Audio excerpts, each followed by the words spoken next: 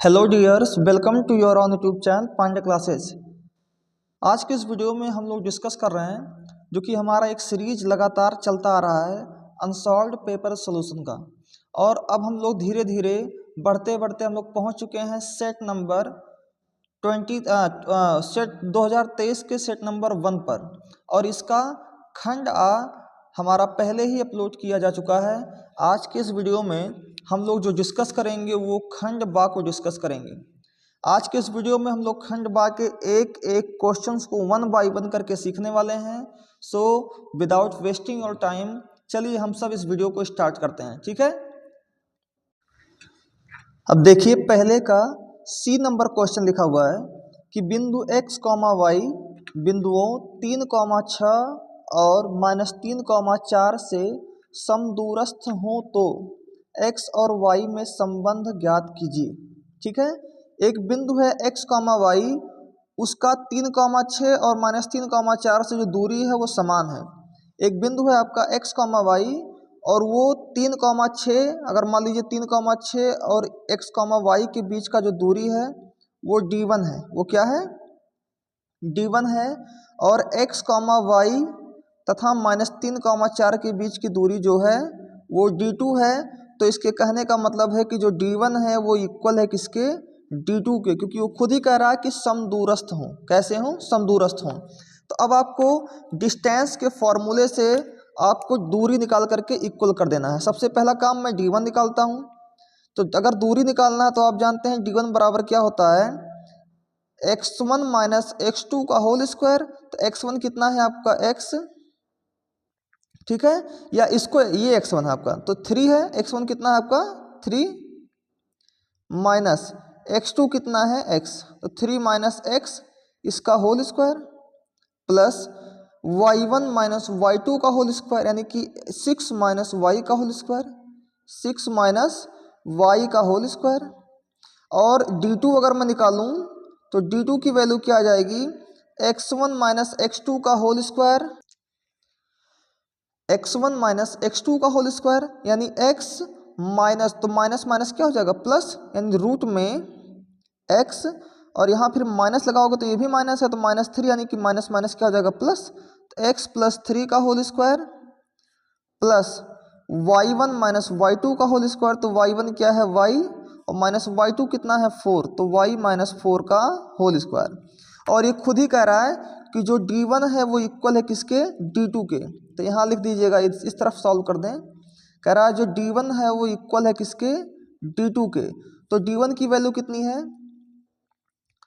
3 minus x का whole square plus 6 minus y का whole square is equal to d2 कितनी है?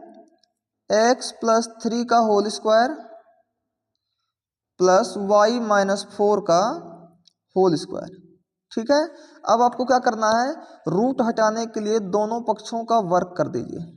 दोनों पक्षों का वर्ग करने पर, और जब दोनों पक्षों का वर्ग कीजिएगा तो आप जानते हैं वर्ग करने पर रूट हट जाता है। तो यहाँ आ जाएगा 3 माइनस एक्स का whole square plus 6 minus y का whole square is equal to x plus 3 का whole square plus y minus 4 इस पूरे का होल स्क्वायर। क्योंकि स्क्वायर करने पर रूट जो होता है वो क्या होता है? गायब हो जाता है। और ये क्यों? इसको भी देख लीजिए। जैसे मान लीजिए जो रूट होता है, जैसे मान लीजिए मैं रूट एक्स लिख दूं, ठीक है, तो रूट एक्स का मतलब होता है कि एक्स के पावर 1/2। अगर मैं इसी का स्क्वायर कर दूंगा तो इसका भी स्क्वायर कर दूंगा और 2 से 2 कैंसिल आउट होगा तो केवल क्या वैल्यू बचेगी? एक्स बचेगी। इसलिए स्क्वायर करने पर रूट क्या होता है? गायब हो जाता है। डायरेक्ट लिख देते हैं, ठीक है। अब यहाँ समझते हैं, एक्स वाले को एक तरफ कर दीजिए तो 3 माइनस एक्स का होल स्क्वायर, 3 माइनस एक्स का तो a माइनस बी के होल स्क्वायर से तोड़ दीजिए। तो a का स्क्वायर यानी कि 3 का स्क्वायर 9 माइनस एक्स स्क्वायर यानी कि प्लस एक्स का स्क्वायर माइनस 2 तिया 6x प्लस 6 का स्क्वायर क्या होता है? 36 माइनस वाई का स्क्वायर प्लस वाई स्क्वायर और माइनस 2 छक 12y। क्लियर हो रहा है? इधर देखते हैं, x प्लस 3 का होल स्क्वायर लिखा हुआ है तो x का स्क्वायर प्लस 3 का स्क्वायर होता है 9 और प्लस 2 तियाँ 6x और इधर आएंगे y का स्क्वायर a माइनस बी के स्क्वायर तोड़ देंगे तो y का स्क्वायर प्लस 4 का स्क्वायर 16 और माइनस 2 4 आर 8y। ठीक है, अब x वाले को एक तरफ कर दीजिए और y वाले को एक तरफ कर दीजिए। तो यहाँ देखिए x square plus x square इधर लिखा हुआ इधर ले आइए माइनस एक्स स्क्वायर हो जाएगा। ठीक है, यहाँ है माइनस 6x, ये प्लस 6x इक्वल किधर लाएंगे तो माइनस 6x हो जाएगा। ठीक है, मैं x वाले को एक तरफ कर रहा हूँ और यहाँ 9 प्लस 36 लिखा हुआ है यानी कि 45 लिखा हुआ है। क्लियर हो रहा है, और ये इक्वल किसके होगा। अब इधर जाएंगे तो यहाँ आपका वाई स्क्वायर पहले लिखा हुआ है, लिख दीजिए। ये प्लस वाई स्क्वायर इक्वल किधर जाएगा तो माइनस वाई स्क्वायर हो जाएगा। ठीक है, अब यहाँ पर माइनस 8y पहले लिखा हुआ है, इस तरफ क्या लिखा हुआ है माइनस 8y, और ये माइनस 12y इक्वल किधर जाएगा तो प्लस 12y हो जाएगा। ठीक है, और यहाँ पर क्या बचा है 9 और प्लस 16, 9 और 16 कितना होता है 25, तो प्लस में यहाँ क्या लिख दीजिए 25। ठीक है, अब देखिए प्लस एक्स स्क्वायर और माइनस एक्स स्क्वायर यहाँ क्या हो गया कैंसिल आउट हो गया, प्लस वाई स्क्वायर और माइनस वाई स्क्वायर यहाँ क्या हो गया कैंसिल आउट हो गया, माइनस 6x और माइनस 6x कितना हो जाएगा माइनस में 12x। ठीक है, और प्लस 45 ये इक्वल किसके होगा minus 8y plus 12y plus 4y और प्लस में 25। क्लियर हो रहा है। अब आपको यहाँ क्या करना है x और y को एक तरफ करके लाइए, तो यहाँ से आप देखेंगे कि माइनस 12x ये प्लस 4y इक्वल किधर आएगा तो क्या होगा minus 4y is equal to 25, ये प्लस 45 इक्वल किधर जाएगा तो माइनस 45 होगा। तो यहाँ से माइनस कॉमन ले लिया जाए तो माइनस कॉमन लेंगे तो आएगा 12x माइनस माइनस हो जाएगा plus 4y is equal to 25 minus 45 minus 20 होगा, और यहाँ से माइनस हो जाएगा कैंसिल आउट, तो आएगा 12x plus 4y is equal to 20। अब एक चीज़ अगर देखें यहाँ से तो दोनों में कॉमन 4 दिख रहा है, मैं 4 कॉमन ले लूँगा तो अंदर आ जाएगा 4 तियाँ 12x और प्लस 4 एकम 4 यानी कि 1y बराबर आ जाएगा 20, और 4 से डिवाइड करेंगे 4 पंचे 20, तो यहाँ से जो वैल्यू निकल के आएगी वो आएगी 3x plus y is equal to 5, और यही x और y में क्या आ जाएगा रिलेशन आएगा, और यही आपसे पूछा था कि क्या रिलेशन आएगा क्या संबंध आएगा। तो यही आपके इस प्रश्न का जो होगा वो राइट आंसर होगा। तो आशा है आपको ये छोटा सा क्वेश्चन समझ में आया होगा, और लगता है कि अगर आपको ये क्वेश्चन समझ में आया, ये क्वेश्चन आपके लिए इंपॉर्टेंट है, तो प्लीज़ इस वीडियो को लाइक कीजिए और चैनल को सब्सक्राइब कीजिए।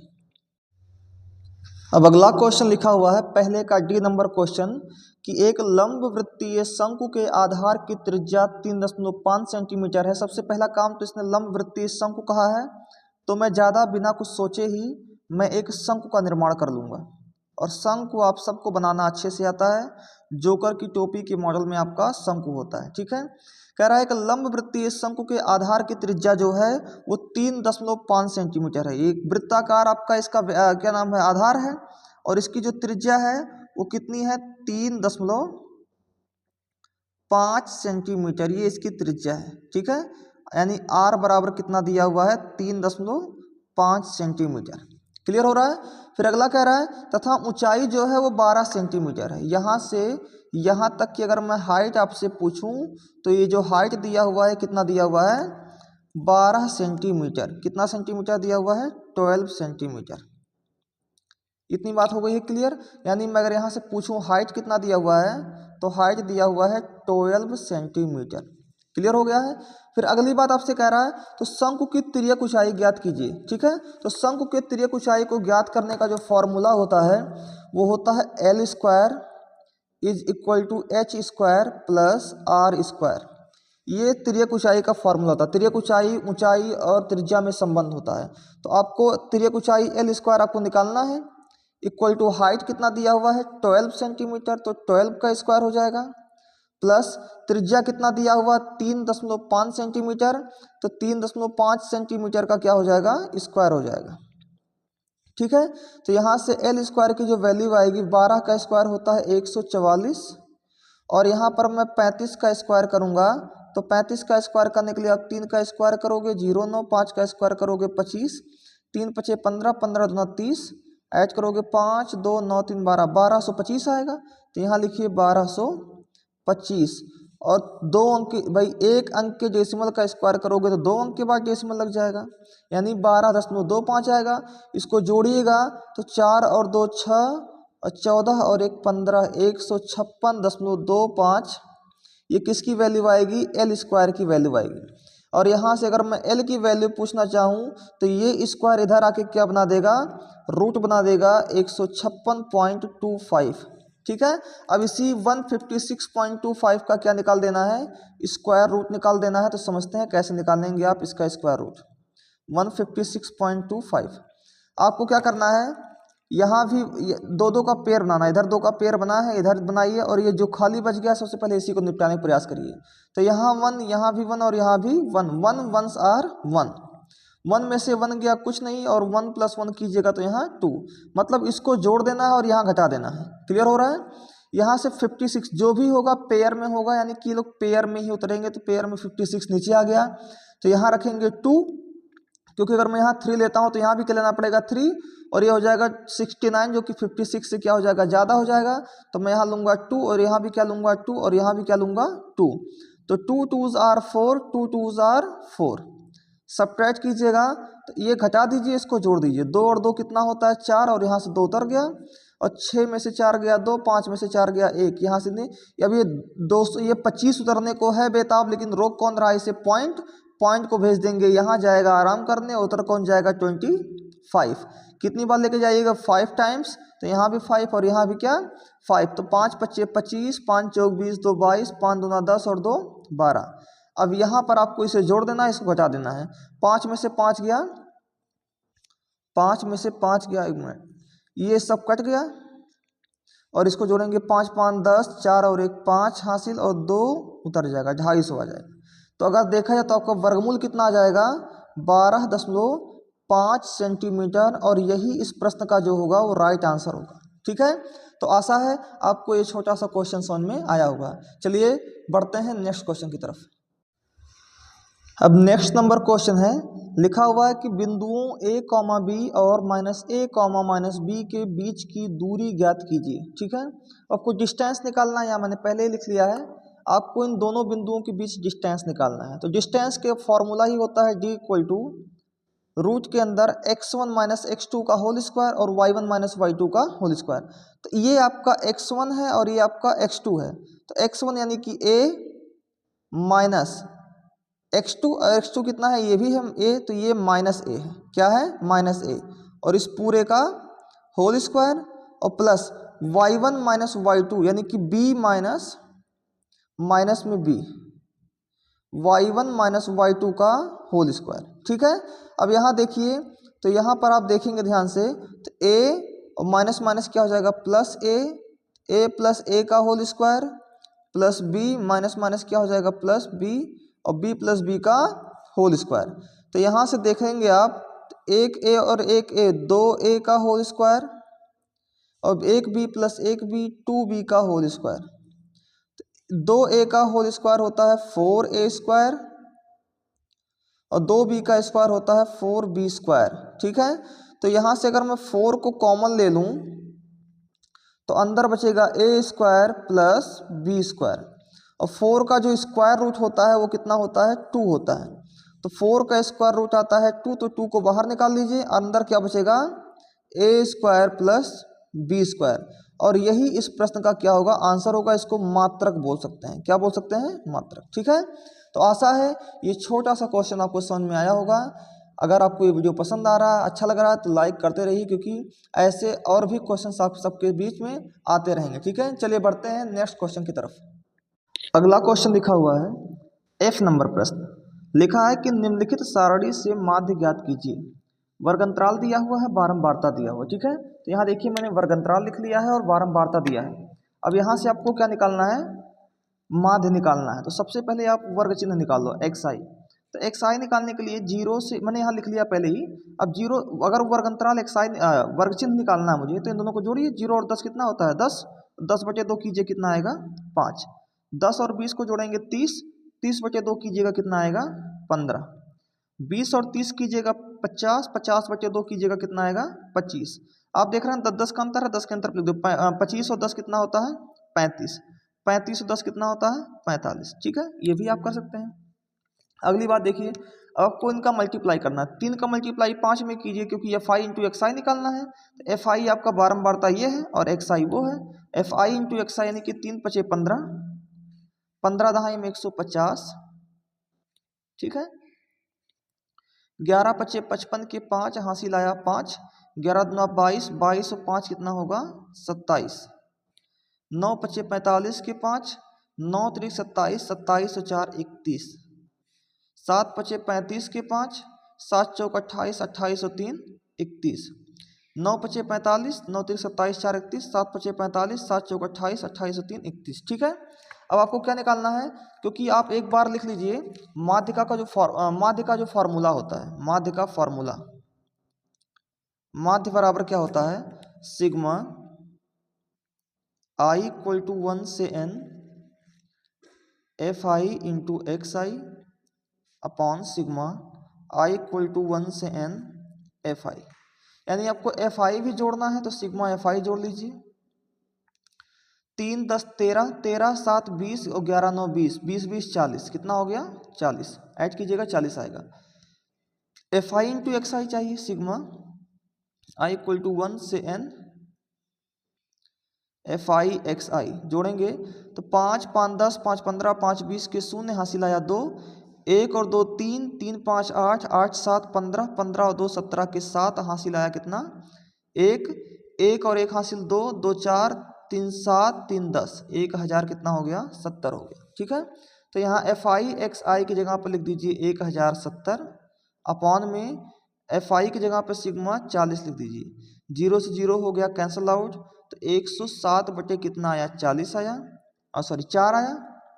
डिवाइड कीजिए तो 4 दूना कितना हो जाएगा? यहाँ कर लेते हैं, 4 दूना 8, 2 10, 27 हो गया। 4 छक 24, 3 27, 30 हो गया। 4 सत्ते 28, 4 पंचे 20, तो 26.25, 26.75 जो है वो इस प्रश्न का क्या है? राइट आंसर है। तो आशा है आपको ये क्वेश्चन अच्छे से समझ में आया होगा। चलिए बढ़ते हैं नेक्स्ट क्वेश्चन की तरफ। अब नेक्स्ट क्वेश्चन लिखा हुआ है दूसरे का बी नंबर कि 2x प्लस 3y बराबर 11 और 2x माइनस 4y बराबर माइनस 24 को हल कीजिए और इससे m का वह मान ज्ञात कीजिए जिसके लिए y equal to mx plus 3 हो। ठीक है, तो यहाँ देखिए मैंने एक क्वेश्चन लिख लिया है 2x plus 3y equal to 11, इसको इक्वेशन मान लीजिए फर्स्ट, और 2x minus 4y equal to minus 24 इसको इक्वेशन नंबर मान लीजिए सेकेंड। अब इन दोनों ही इक्वेशंस को सॉल्व कर लीजिए किसी भी विधि से। मैं विलोपन विधि से सॉल्व कर लेता हूँ। तो कहेंगे यहाँ भी 2x, यहाँ भी 2x यानी कि कैंसिल होने लायक है, तो क्या करने पर? घटाने पर, घटाने पर। और जब आप घटाइएगा तो जो प्लस है वो माइनस हो जाएगा, जो माइनस है वो प्लस हो जाएगा, जो माइनस है वो क्या हो जाएगा? प्लस। यही तो होता है, सिंबल चेंज हो जाता है। तो 2x और माइनस 2x क्या हो गया? कैंसिल आउट हो गया। तो ऊपर बचा 3y और ये भी प्लस 4y, तो 3y प्लस 4y हो गया 5y, sorry 7y। 3y plus 4y 7y is equal to 11 plus 24 35। तो यहाँ से y की वैल्यू निकल के आएगी 35 इंटू का 7 इक्वल किधर आएगा? तो अपॉन 7, और 7 5 आर कितना हो जाएगा? 35। तो यहाँ से जो y की वैल्यू सामने निकल के आ रही है वो कितनी आ रही है? 5 आ रही है।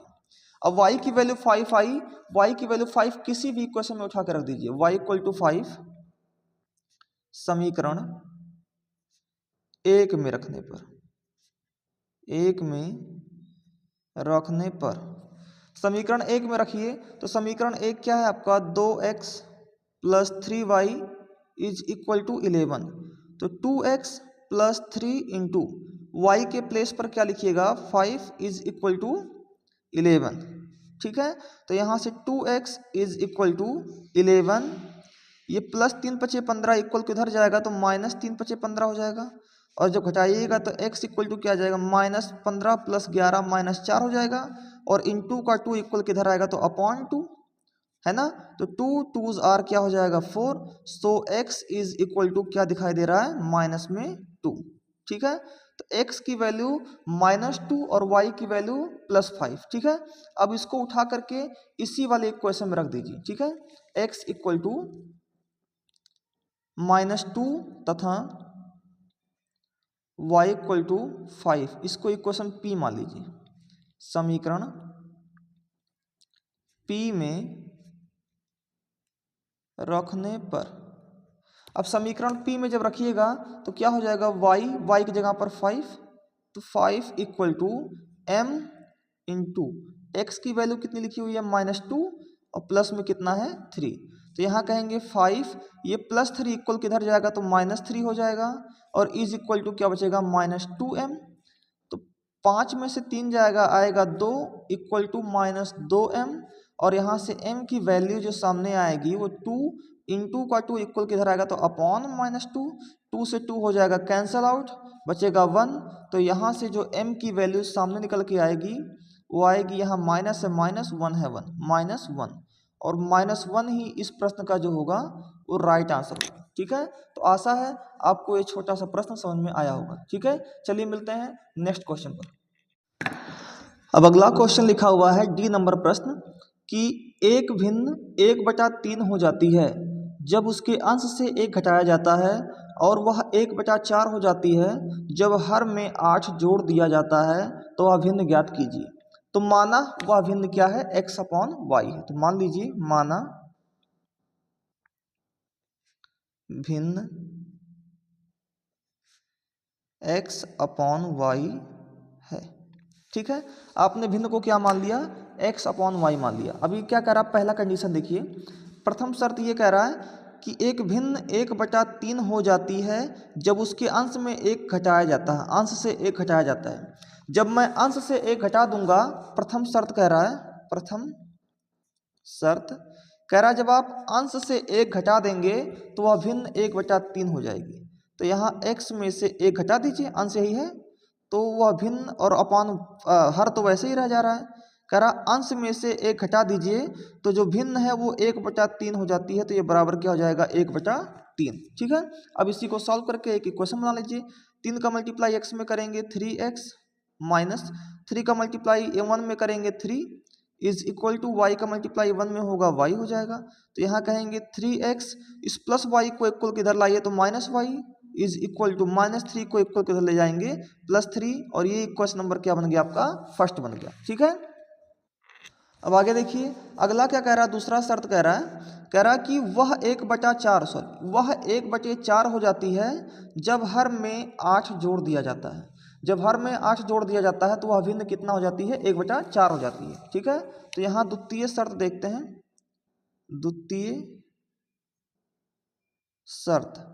द्वितीय शर्त क्या कह रहा है कि जो भिन्न है वो 1/4 हो जाती है जब उसके हर में 8 जोड़ दिया जाता है, ठीक है। तो 8 जोड़ दीजिए तो आपका फ्रैक्शन ही है x/y, और इसके हर में आप 8 जोड़ दीजिए, और जैसे ही हर में 8 जोड़ते हैं तो वो कितना हो जाता है, 1/4 हो जाता है, ठीक है। अब इसी को सॉल्व करके एक इक्वेशन और बना लीजिए। तो यहाँ कहेंगे 4 का मल्टीप्लाई x में होगा, हो जाएगा 4x, y का मल्टीप्लाई 1 में होगा तो इक्वल टू y, और 8 का मल्टीप्लाई 1 में होगा तो 8। क्लियर हो रहा है। तो यहाँ हो जाएगा 4x, ये प्लस y इक्वल किधर आएगा तो -y, और इक्वल टू बचेगा क्या यहाँ पर 8। इसको इक्वेशन नंबर मान लीजिए सेकंड, ठीक है। तो एक इक्वेशन फर्स्ट आ गया, दूसरा इक्वेशन क्या आ गया, सेकंड। अब इस तरफ मैं सॉल्व कर दे रहा हूँ, इक्वेशन फर्स्ट और सेकंड को सॉल्व कर लेते हैं, ठीक है। तो इक्वेशन फर्स्ट क्या है, यहाँ लिख दो समीकरण 1 तथा 2 से। अब समीकरण 1 क्या है आपका, 3x माइनस वाई बराबर 3, ये आपका समीकरण नंबर 1 हो गया। और दूसरा समीकरण क्या है, 4x minus y is equal to 8, ये समीकरण नंबर 2 हो गया।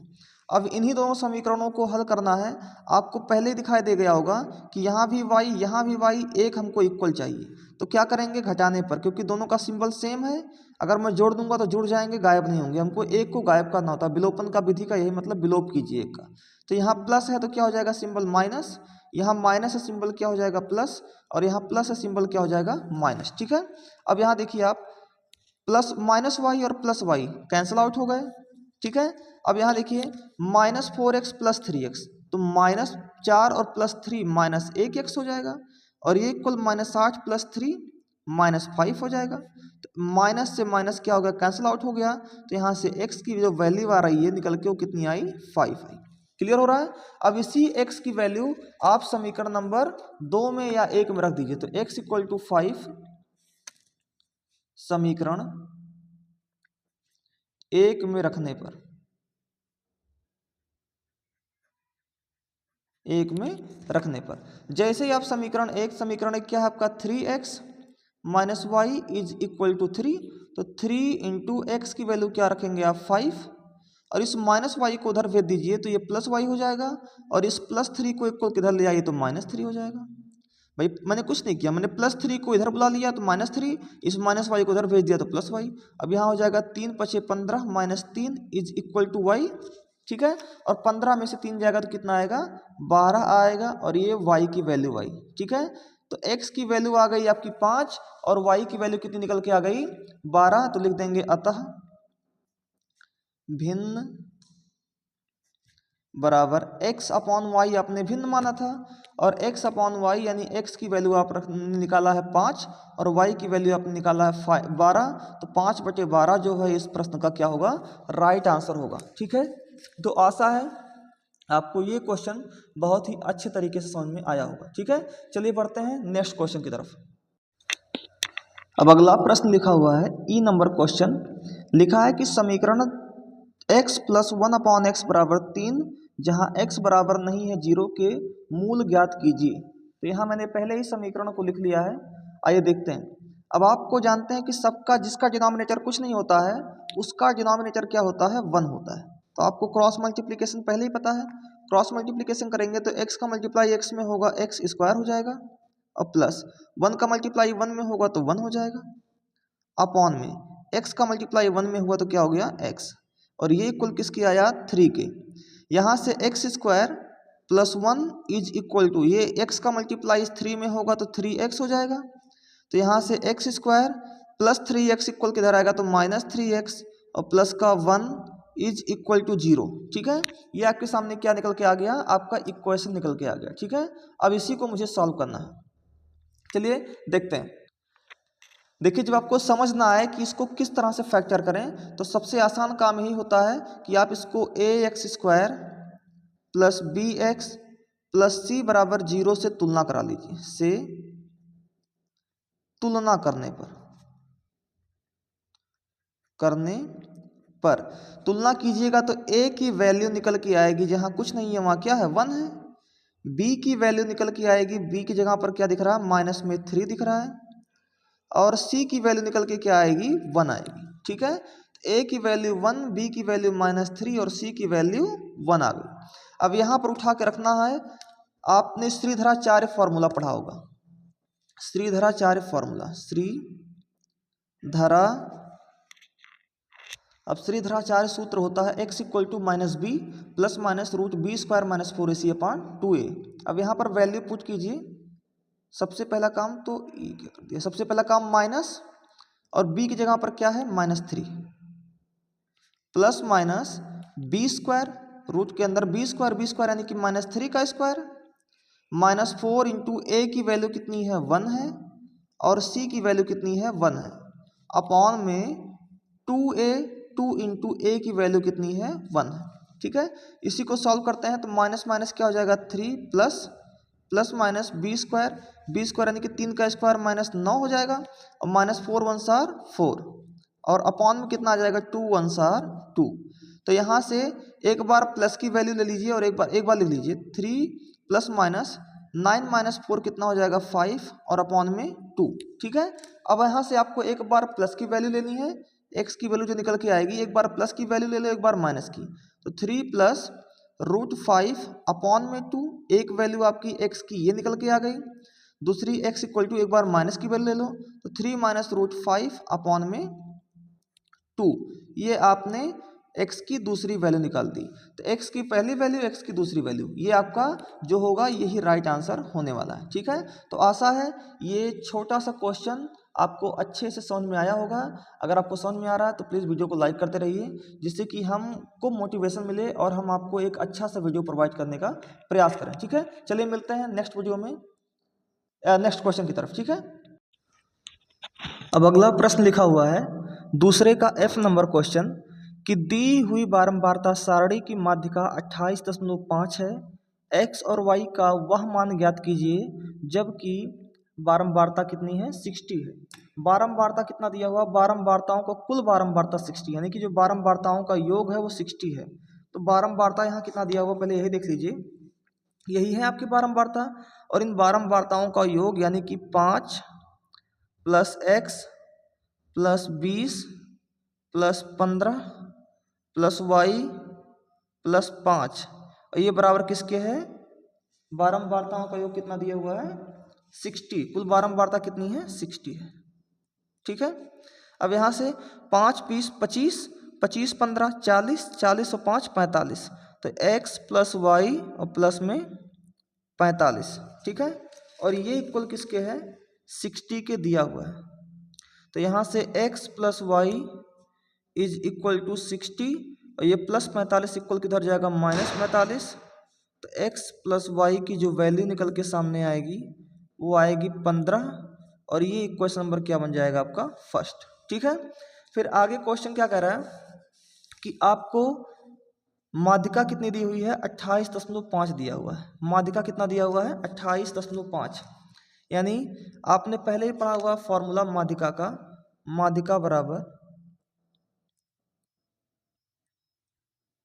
बराबर क्या होता है, L plus n/2 minus CF, L plus n/2 minus CF upon F into में हाइट। ये होता है माध्यिका का फॉर्मूला। और माध्यिका दिया कितना है, 28.5, तो 28.5 लिख दीजिए बराबर। अब आपको L की वैल्यू क्या दिया है नहीं पता है, चलिए निकालते हैं L की वैल्यू कैसे। तो यहाँ से आपको संचयी बारंबारता निकालना होगा। तो संचयी बारंबारता के लिए यहाँ 5 है, तो इसके सामने यहाँ भी क्या लिख दीजिए, 5। 5 में x को जोड़िए, 5 प्लस x हो जाएगा। 5 प्लस x में 20 को जोड़िए, 25 प्लस x हो जाएगा। 25 प्लस x में 15 को जोड़िए, 40 प्लस x हो जाएगा। 40 प्लस x में y को जोड़िए, 40 प्लस x प्लस y हो जाएगा। 40 प्लस x प्लस y में 5 को जोड़िए, 45 प्लस x प्लस y हो जाएगा। ठीक है, अब आपको देखना है आपकी माध्यिका कितनी दी हुई है, 28.5। यहाँ देखिए आपकी माध्यिका कितनी दी हुई है, 28.5। अच्छा, अगर आप यहाँ देखें तो 28.5 किसके किसके बीच में आएगा, 20 और 30 के बीच में आ रहा है 28.5, इसी के बीच में आपका आ रहा है 28.5। तो जब आपका इसके बीच में 28.5 माध्यिका आ रहा है तो इसकी जो छोटी वाली सीमा है ये आपका क्या होगा, L होगा। तो यहाँ अगर मैं यहाँ वैल्यू उठा के रखूँ तो यहाँ से L की वैल्यू कितनी मिल जाएगी आपको, 20 मिलेगी। ठीक है, और L के जस्ट सामने वाला ही क्या होता है आपका, F होता है। ये क्या होता है आपका, F होता है। तो यहाँ से अगर मैं F की वैल्यू पूछूं तो F कितना होगा, 20 होगा। ठीक है, और जस्ट F के ऊपर वाला क्या होता है, CF होता है। क्या होता है, CF। तो यहाँ से CF कितना होगा, 5 plus x, 5 plus x। Clear हो रहा है। और जो हाइट होता है, हाइट क्या होता है, बड़े वाले में से छोटे वाले घटा दीजिए, यानी कि 10 माइनस 0 10, 20 माइनस 10 10, 30 माइनस 20 10, यानी कि अंतर कितने का आ रहा है, 10, यानी हाइट कितना है, 10 है। ठीक है, और उठा करके इसी फॉर्मूले पर पुट कर दीजिए। तो 28.5, L की वैल्यू 20 दिया हुआ है, 20 प्लस n/2 निकालना है आपको, n/2 निकालना है। और n यानी जो बारंबारताओं का योग दिया है, बारंबारताओं का योग ही आपका n होता है। बारंबारताओं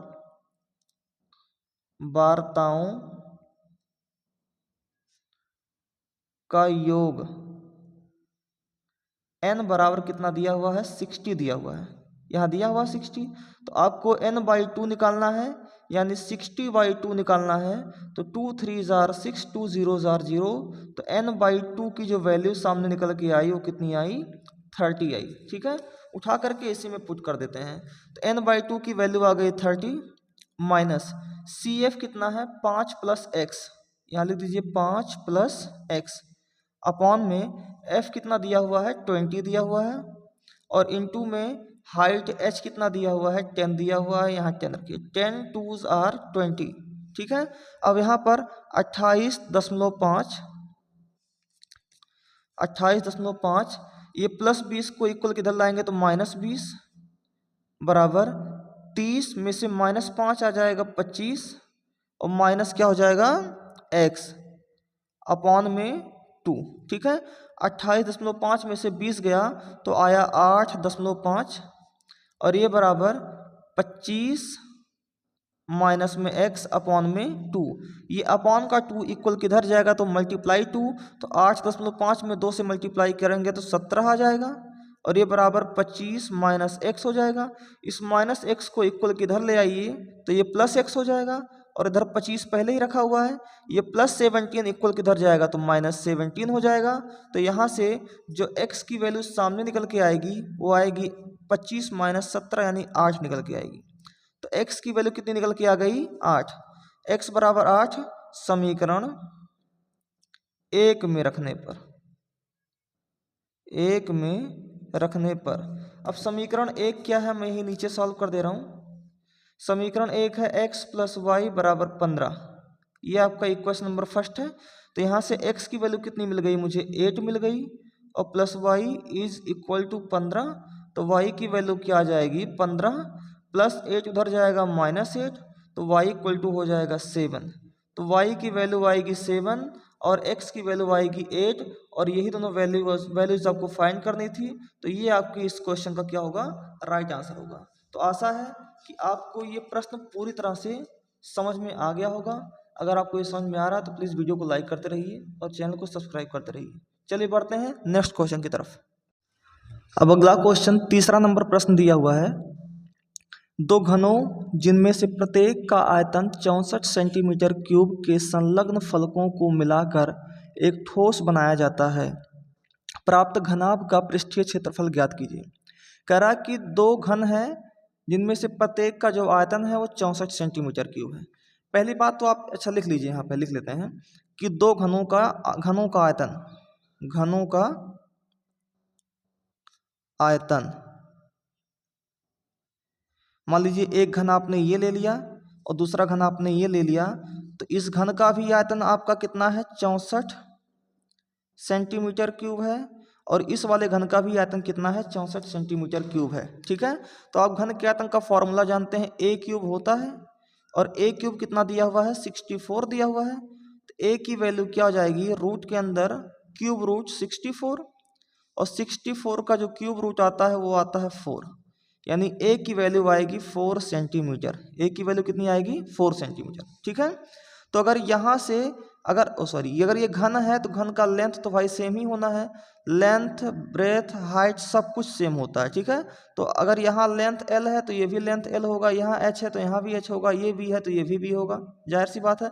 और सबसे अच्छी बात है कि लेंथ ब्रेथ हाइट सब सेम होता है। अगर ये a है ये भी a होगा तो ये भी a होगा। ठीक है, ये a है ये भी a होगा और ये भी क्या होगा a होगा।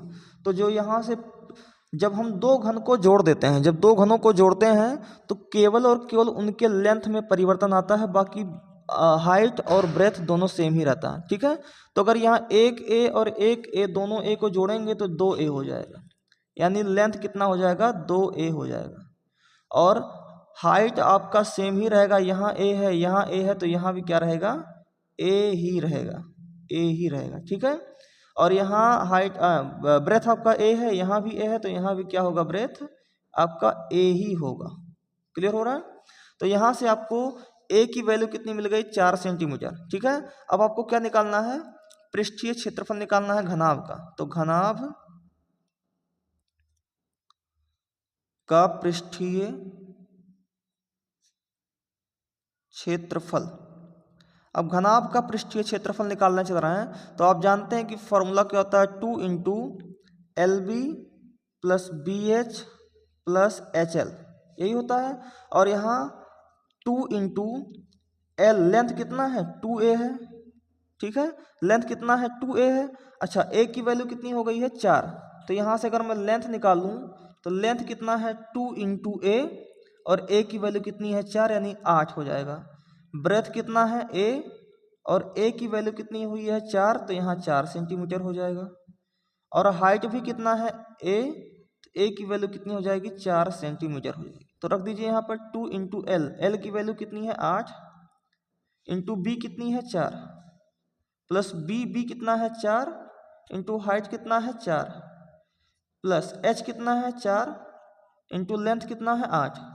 तो यहाँ देखेंगे 2 गुणे 8 चौक 32, 4 चौक के 16 प्लस 8 चौक 32, इसको जोड़िएगा तो 2 गुणे 32 32 64 64 64 और 6 70 70 और 10 80, तो 2 गुणे 80 यानी 160 वर्ग सेंटीमीटर इस प्रश्न का जो है वो राइट आंसर होगा। ठीक है, एक बात आप जानिए कि जब दो घनों को जोड़ते हैं तो केवल और केवल उनके लेंथ में परिवर्तन होता है, बाकी ब्रेथ और हाइट दोनों सेम रहता है। क्लियर है, तो ये आपके इस प्रश्न का सही आंसर होगा। चलिए बढ़ते हैं नेक्स्ट क्वेश्चन की तरफ। अगला क्वेश्चन लिखा हुआ है, कह रहा है कि एक गोला जिसका व्यास 12 सेंटीमीटर है, तो मैंने एक गोला बना लिया और इस गोले का व्यास कितना दिया हुआ 12 सेंटीमीटर। तो अगर मैं इस गोले का व्यास 12 सेंटीमीटर यानी कि 2r की वैल्यू कितना दिया हुआ है 12 cm, तो r की वैल्यू कितनी जाएगी 2 छक 12 यानी कि 6 सेंटीमीटर आएगी। रेडियस कितनी आएगी 6 सेंटीमीटर। ठीक है, फिर कह रहा है एक लंब वृत्तीय बर्तन में बेलनाकार बर्तन में डाला जाता है। यहाँ एक बेलन है और एक लंब वृत्तीय बेलन है, इसी बेलन में इस गोले को डाला जा रहा है। तो चलिए डाल रहा हूँ मैं इस बेलन में एक गोले को डाल दे रहा हूँ। ठीक है, तो कह रहा है डाला जाता है जिससे थोड़ा पानी भरा, जिसमें क्या भरा हुआ है थोड़ा पानी, इस बेलन में क्या भरा हुआ है पानी भरा हुआ, जैसा कि मैंने यहाँ पहले ही भर दिया है। क्लियर हो रहा है। फिर कह रहा है यदि गोला पानी में पूरा डूब जाता है, मैंने भी गोले को पानी में पूरी तरह क्या किया डुबा दिया, तो बेलनाकार बर्तन में पानी की सतह 3 सही 5/9 सेंटीमीटर बढ़ जाती है। कह रहा है अगर ये जो गोला है इस पानी में पूरी तरह से डूब जाए तो जो बेलनाकार बर्तन की सतह में जो पानी रखा हुआ है इसकी ऊंचाई कितनी बढ़ जाती है 3 सही 5/9 सेंटीमीटर। ये हाइट कितनी बढ़ गई, हाइट बराबर 3 सही 5/9 सेंटीमीटर, यानी कि 9 त्रिक 27, 27 और 5 कितना होता है 32/9 त्रिक 27 5 32/9 सेंटीमीटर। ठीक है, अब फिर आपसे क्या कह रहा है, तो कह रहा है तो बेलनाकार बर्तन का व्यास ज्ञात कीजिए। बेलनाकार बर्तन का व्यास ज्ञात कीजिए। मान लीजिए जो ये बेलनाकार बर्तन है इसका जो व्यास है वो कितना है 2r है। कितना है 2r है, तो इसकी त्रिज्या कितनी हो जाएगी केवल r हो जाएगी। रेडियस कितना हो जाएगा r हो जाएगा, यानी कि बेलनाकार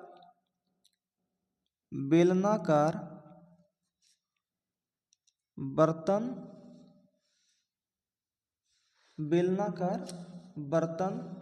का त्रिज्या ये आपने क्या मान लिया है कैपिटल R मान लिया। ठीक है, अब देखते हैं इसमें। अब आप जानते हैं कि चूंकि ये गोला इसमें डालने से इसकी पानी का स्तर बढ़ गया, यानी कि जो स्तर बढ़ा है वही इस बेलन का गोले का आयतन है। यानी आप साफ साफ कह सकते हैं कि ये जो गोले का आयतन है वो किसके इक्वल है इस बेलन के आयतन के इक्वल है। जो भी इस बेलन में पानी डाला गया है तो गोले का आयतन बराबर पानी का आयतन, साफ साफ बोल सकते हैं। तो पानी किस में भरा हुआ बेलनाकार बर्तन में भरा हुआ यानी कि बेलन का आयतन। ठीक है, तो यहाँ बोल देंगे गोले का आयतन ये इक्वल होगा किसके बेलन के आयतन के। बेलनाकार बर्तन का आयतन। ठीक है, अब बताइए गोले का आयतन क्या होता है 4/3 पाई, और गोले का रेडियस कितना माना गया है आपने स्मॉल r माना हुआ, गोले का रेडियस कितना माना हुआ है स्मॉल r। ठीक है, तो 4/3 pi small r cube. Clear हो रहा है। और अगला है इक्वल है किसके, बेलनाकार बर्तन। बेलनाकार बर्तन का क्या होता है, पाई आर स्क्वायर। तो कैपिटल आर आपने माना है तो यहाँ pi capital R square H. ठीक है, अब यहाँ देखें तो पाई से पाई क्या हो जाएगा, कैंसिल हो जाएगा। तो यहाँ बचेगा 4/3 इंटू आर। आर की वैल्यू कितनी ली हुई है आपने, 6 ली हुई है। आर की वैल्यू देखेंगे यहाँ पर कितना है, 6 सेंटीमीटर। तो यहाँ रखिए 6 का क्यूब हो जाएगा, यानी कि 6 इंटू 6 इंटू 6। और ये इक्वल किसके है, आर स्क्वायर। आर हमको पता नहीं है। एच कितना निकाल रहे हैं, 32/9। 32/9। अब यहाँ से अगर आर स्क्वायर की वैल्यू को निकाला जाए तो आर स्क्वायर को यहीं छोड़ेंगे तो ये हो जाएगा 3 दूना 6, तो पहले काट ही दीजिए। तो ऊपर आएगा 4 दूना 8 इंटू में 6 गुणे 6, और ये इंटू का 9 अपॉन नीचे 9 जो है ये ऊपर जाएगा तो ऊपर में 9 हो जाएगा, अपॉन ये इंटू का 32 इधर आएगा तो बटे में 32 हो जाएगा, और 8 चौक कितना हो जाएगा, 32। ठीक है, 2 दूना 4 और 2 तियाँ 6, फिर 2 तियाँ 6। तो यहाँ क्या बनेगा, 3 गुणे 3, और 9 को भी आप क्या लिख सकते हैं, 3 गुणे 3, और ये इक्वल किसके होगा, आर स्क्वायर के। तो यहाँ आप लिख सकते हैं 3 गुणे 3 यानी कि 9, और यहाँ भी 3 गुणे 3 यानी 9 बराबर आर का स्क्वायर। तो यहाँ 9 का स्क्वायर ये बराबर किसके होगा, आर का स्क्वायर। तो यहाँ से अगर आप तुलना कराएं तो लिखेंगे तुलना करने पर आपसे यहाँ को रेडियस क्या मिल जाएगा, रेडियस मिल जाएगा 9 सेंटीमीटर। ये किसका रेडियस मिल गया आपको, बेलन का रेडियस मिल गया। लेकिन आपको बेलन का तो व्यास निकालना, तो लिखेंगे बेलन का व्यास बराबर 2 इंटू आर, यानी कि 2 गुणे आर की वैल्यू कितनी है, 9, तो 2 9 18 सेंटीमीटर। इस क्वेश्चन का क्या होगा, राइट आंसर होगा। ठीक है, तो आशा है आपको ये क्वेश्चन अच्छे से समझ में आया। ठीक है, चलिए बढ़ते हैं नेक्स्ट क्वेश्चन की तरफ। अब अगला प्रश्न लिखा हुआ है, चौथा नंबर प्रश्न कह रहा है कि भूमि पर स्थित x से ऊर्ध्वाधर टावर PQ के शीर्ष Q का उन्नयन कोण 60 डिग्री है। भूमि पर स्थित बिंदु x से, भूमि पर कोई एक बिंदु है, मान लीजिए यहाँ बिंदु मैंने मान लिया, वो क्या दिया हुआ है, x दिया हुआ है। भूमि पर एक बिंदु है x से ऊर्ध्वाधर टावर PQ, एक इधर टावर रखा हुआ है, और इस टावर का जो पॉइंट है एक है P और एक क्या है, Q है। क्लियर हो रहा है। तो कह रहा है कि भूमि के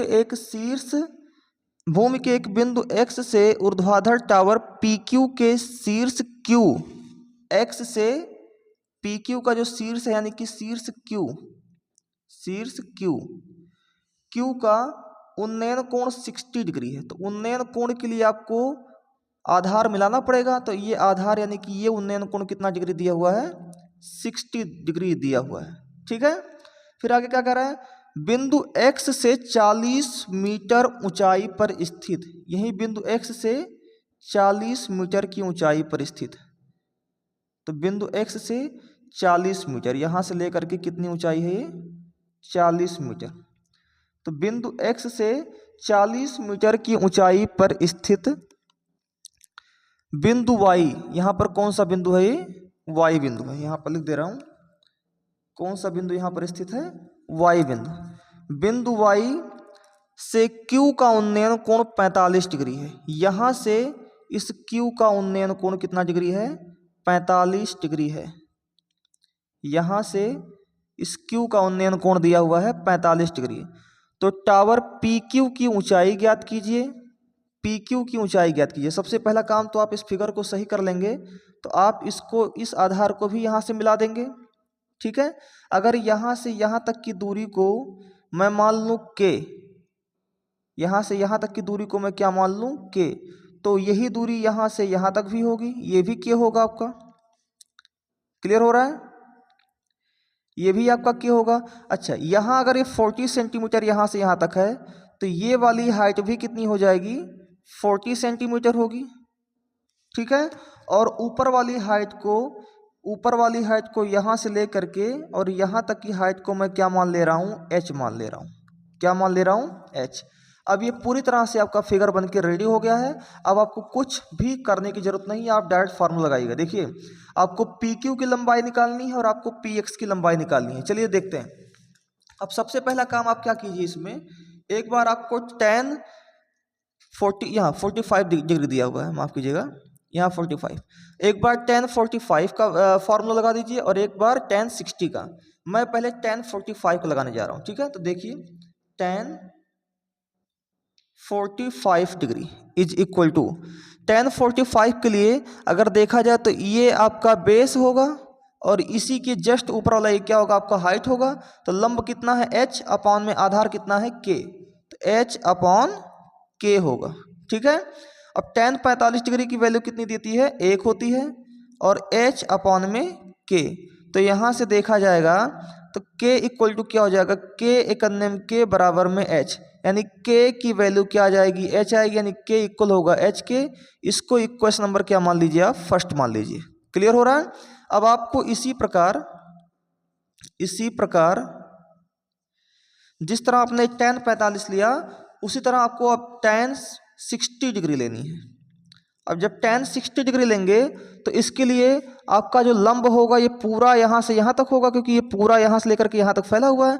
तो लंब कितना है, यहाँ से यहाँ तक h और यहाँ से यहाँ तक 40, यानी h प्लस 40। तो लंब कितना है, h प्लस 40 अपॉन में आधार तो वही आपका होगा, जो आधार इसका है वही आधार इसका होगा, यानी कि k, ठीक है। तो tan 60 की वैल्यू अगर ले आ जाए तो ये √3 होता है और k का मल्टीप्लाई इसी में हो जाएगा तो k √3 हो जाएगा, is equal to h plus 40। Clear हो रहा है। अब आगे देखता हूं, k √3 बराबर h की वैल्यू भी k ही हो सकता है, या तो h की जगह पर k रख दें या k की जगह पर h रख दें। तो मैं यहाँ h की जगह पर क्या रख दे रहा हूँ, k रख दे रहा हूँ और यहाँ प्लस में क्या है, 40 है, ठीक है। तो यहाँ से आप देखेंगे इस प्लस k को इक्वल किधर बुला लिया जाए तो k √3 और ये प्लस के इधर आएगा तो माइनस के, और ये इक्वल किसके होगा, 40 के होगा, ठीक है।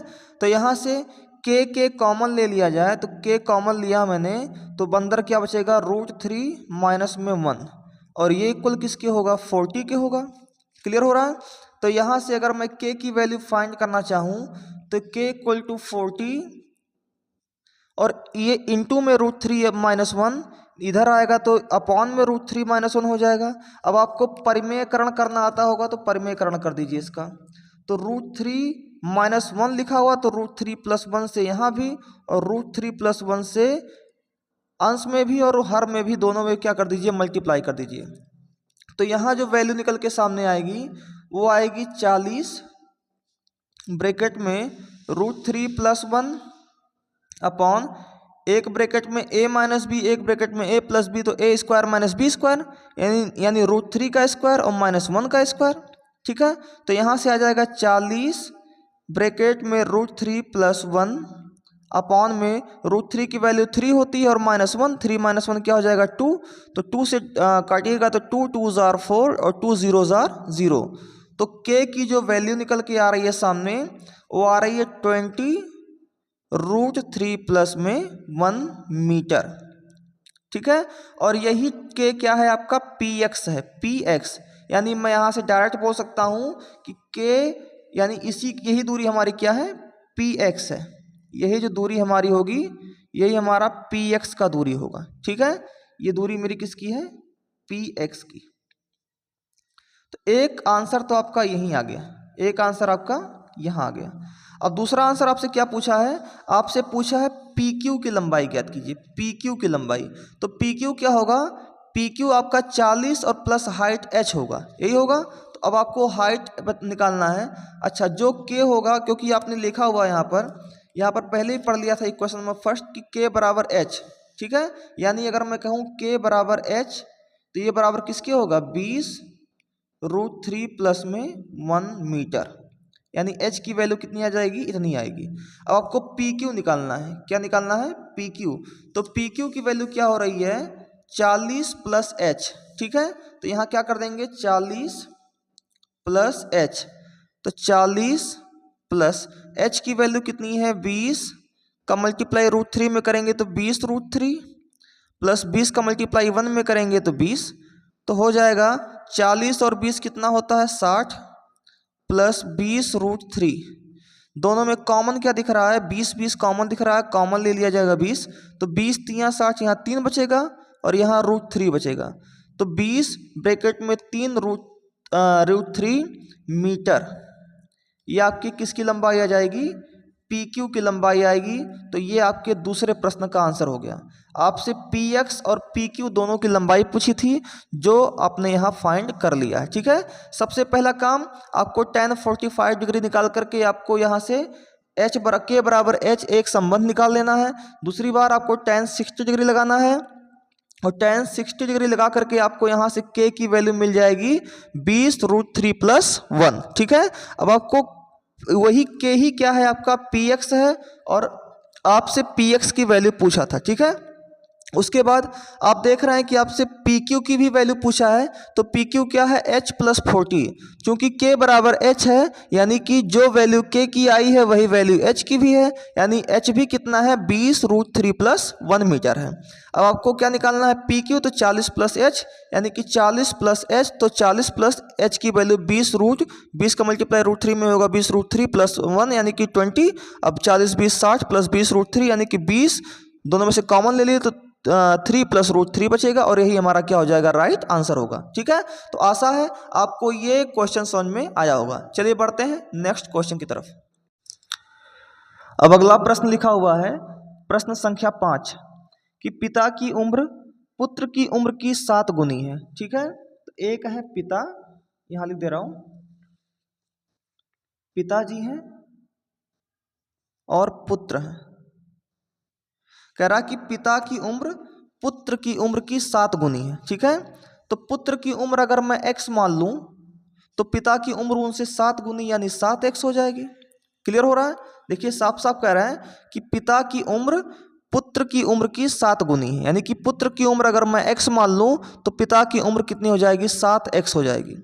फिर कह रहा है 2 वर्ष पहले पिता की उम्र, तो 2 वर्ष पहले पिता की उम्र पुत्र की उम्र की 13 गुनी थी। ठीक है, तो पहले 2 वर्ष पहले जाते हैं, तो यहां लिख दीजिए 2 वर्ष पहले, 2 वर्ष पहले। अच्छा, 2 वर्ष पहले ये लोग 2 साल कम रहे होंगे, यानी अगर ये अभी 7x साल के हैं तो 2 वर्ष पहले ये 7x - 2 रहे होंगे। देखिए ये वर्तमान है, ये कौन सी है वर्तमान है, और 2 वर्ष पहले है, तो 2 वर्ष पहले अगर ये 7x - 2 के रहेंगे, ये भी x - 2 के रहेंगे, 2 साल सब छोटे रहे होंगे। ठीक है, तो कह रहा 2 वर्ष पहले पिता की उम्र पुत्र की उम्र की 13 गुनी थी। ठीक है, जो पिताजी थे, कौन थे पिताजी, वो पुत्र की उम्र के कितने गुने थे, ये 13 गुने थे। ये कितने गुने थे 13 गुने, यानी ये 13 गुने बड़े हैं। अगर मैं पुत्र को भी 13 गुना कर दूं, पुत्र को भी 13 गुना कर दूं, तो ये दोनों ही आपस में क्या हो जाएंगे इक्वल हो जाएंगे। क्लियर हो रहा है? जैसे पिताजी जो है वो 13 गुने हैं किससे, अपने पुत्र से, तो अगर मैं पुत्र को भी 13 गुना कर दूंगा दोनों आपस में इक्वल हो जाएंगे। बस यहाँ से हमको x की वैल्यू निकालनी है, हमारा काम कंप्लीट हो जाएगा। तो यहाँ से कहेंगे 7x - 2 = 13 का मल्टीप्लाई x में करोगे 13x और -13 का मल्टीप्लाई 2 में करोगे 26।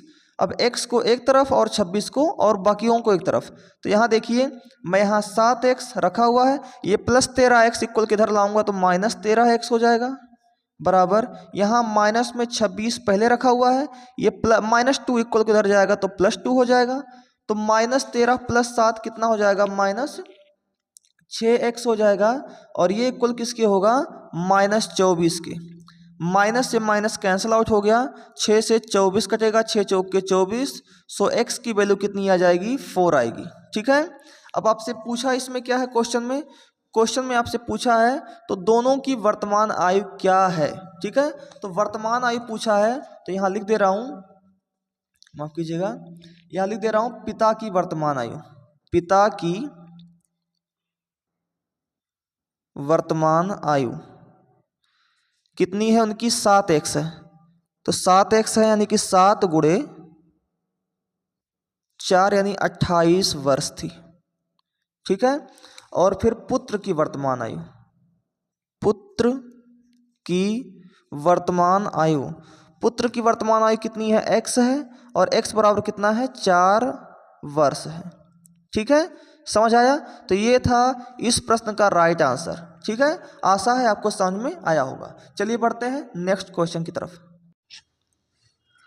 देखिए अगला प्रश्न लिखा हुआ है कि एक नाव से जो एक पुल की ओर आ रही है, किसी क्षण पुल का उन्नयन कोण 30 डिग्री देखा गया। ठीक है, तो एक पुल बना दीजिए आप, एक पुल PQ बना दीजिए और इस पुल की ऊंचाई क्या मान लीजिए आप, h मान लीजिए। ठीक है, अब आपका मान लीजिए नाव यहाँ पर था, यहाँ पर आपका नाव था और यहाँ से आपके उस पुल का जो उन्नयन कोण बना था वो कितना डिग्री देखा गया था, 30 डिग्री, जैसा कि आपका ये क्वेश्चन कह रहा है। ठीक है, तो यहाँ से आपको उस पुल के शीर्ष का उन्नयन कोण कितना डिग्री देखा गया, 30 डिग्री। फिर आपसे क्या कह रहा है, कह रहा कि बिंदु से 40 नाव के उसी चाल से 4 मिनट चलने के पश्चात पुल का उन्नयन कोण 60 डिग्री हो गया। कितना मिनट चला यहाँ से, मान लीजिए आपका नाव यहाँ A पर था, तो यहाँ से 4 मिनट चल करके कहाँ पहुँच गया, B पर पहुँच गया, और B पर जब पहुँचा तो यहाँ से उसके शीर्ष का उन्नयन कोण कितना डिग्री है, 60 डिग्री है। तो यहाँ से 4 मिनट चला तो मान लीजिए A से चल के B पर पहुँच गया 4 मिनट चल करके। अब आपसे पूछ रहा है तो यहाँ 60 डिग्री शीर्ष का उन्नयन कोण होगा। ठीक है, तो आपसे पूछ रहा है तो नाव को पुल तक पहुंचने में और कितना समय लगेगा। देखिए कितना समय लगेगा पूछता तो आपसे पूरा जोड़ा जाता, लेकिन कह रहा है नाव से पुल तक पहुंचने में अब और कितना समय लगेगा। तो और कितना समय लगेगा, अब यहाँ से यहाँ तक पहुंचने में आपको x मिनट लगेगा। मान लीजिए कितना मिनट लगेगा, x मिनट। तो एक बार आपको tan 30 डिग्री लेना है। अब फिगर बन के रेडी हो गया, जान लीजिए 50% काम आपने निपटा दिया। अब tan 30 डिग्री दिया हुआ है तो tan 30 डिग्री लीजिए पहले, और इसके लिए ये पूरा लंब और ये पूरा ही क्या होगा, आधार होगा। तो लंब कितना है h और आधार कितना है, ये पूरा यानी कि 4 + x। तो tan 30 का मान होता है 1/√3। ठीक है, तो 1/√3 यानी h/4 + x। ठीक है, फिर आगे देखते हैं, यहाँ क्या लिखा हुआ है, 4 + x का मल्टीप्लाई 1 में कीजिएगा तो 4 + x आएगा, और इज इक्वल टू √3 का मल्टीप्लाई h में कीजिएगा तो h√3 आएगा। इसको इक्वेशन नंबर क्या मान लीजिए, फर्स्ट मान लीजिए। इसी प्रकार अब आपको क्या लेना है, tan 60 लेना है। तो tan 60 जैसे ही लेंगे तो tan 60 के लिए हाइट क्या होगा, ये लंब और ये आधार यानी h/x। h/x आपने ले लिया, और यहाँ से आप प्रक्षांतर करेंगे तो h की वैल्यू क्या आ जाएगी, x√3। तो x√3 इसको इक्वेशन नंबर क्या मान लीजिए आप, सेकेंड। अब समीकरण 2 से h का मान समीकरण 1 में रखने पर समीकरण 1 में रख दीजिए। तो समीकरण 1 क्या है, 4 + x बराबर h√3। ये आपका समीकरण नंबर क्या है, फर्स्ट है। तो यहाँ लिखेंगे 4 + x बराबर h, और h की वैल्यू कितनी है, x√3। तो यहाँ पर x√3 रख दिए, इंटू में √3 पहले ही लगा हुआ था, √3 लगा दीजिए। तो यहाँ 4 + x बराबर √3 का मल्टीप्लाई √3 में हो गया तो 3, और यहाँ x हो गया तो 4 बराबर 3x - 1x आ गया 2x। तो 2 × 2 = 4 यानी x की वैल्यू कितनी आ गई, 2 आ गई। तो नाव को पुल तक पहुंचने में कितना मिनट लगा, x मिनट यानी कि 2 मिनट और लगेगा। ठीक है, तो आशा है आपको ये क्वेश्चन समझ में आया होगा। चलिए बढ़ते हैं नेक्स्ट क्वेश्चन की तरफ।